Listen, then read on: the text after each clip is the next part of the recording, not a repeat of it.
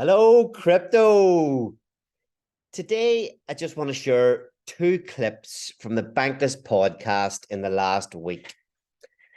I'm a fan of the Bankless podcast, but this is just to highlight that they don't know everything.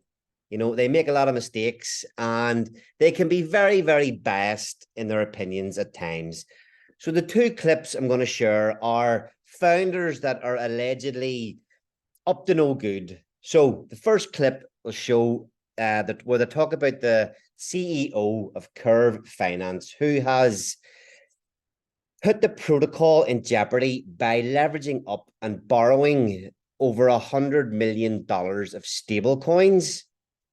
And in the same time, or maybe not the same time, but he has also managed to buy a $40 million mansion.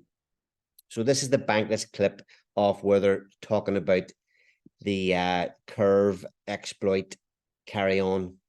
It could be like a 10-bedroom kind of thing. There's a pool, there's like a guard.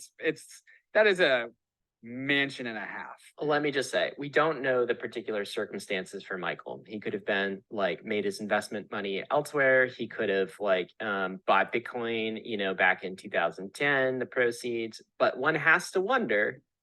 Okay, so they're kind of saying there's something going on. Give the guy the benefit of the doubt. Now, here's another take. Same week, different story, where a different founder who they do not like, Richard Heart, he has been alleged by the SEC to be up to no good as well. But this is the way they talk about Richard Heart straight away. Oh, well, speaking of that, I've got another story for you.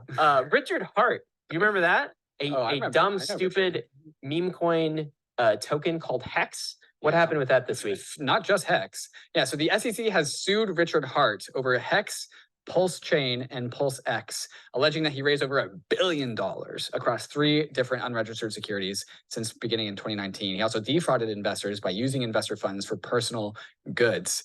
I think there's plenty of evidence for that on crypto Twitter, and he just flashes that around. It's a lot. Okay, so they're dumb, stupid.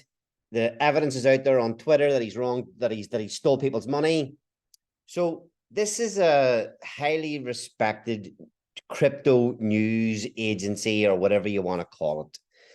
But there's two founders who just get painted in a very different light. One gets the benefit of the doubt. One gets tarred and feathered. Now, I'm going to say this, that I do think that the Bankless podcast do not actually know the ins and outs of the Hex and Pulse Chain community at all.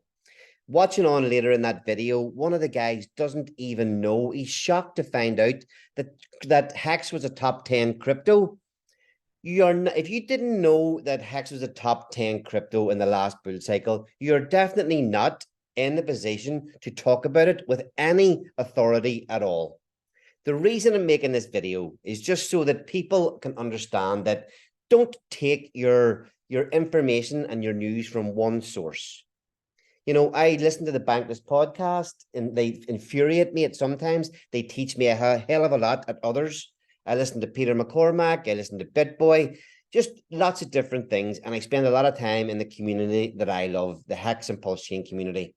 So if you hear things about the Hex and Pulse Chain community, don't just take it at first sight. Go in and speak to people in the community and dig a little deeper and actually find out what's going on. There's not too many people. In fact, you'd be very hard pushed to find anybody in the Hex and Pulse Chain community that think Richard Heart has stole their money.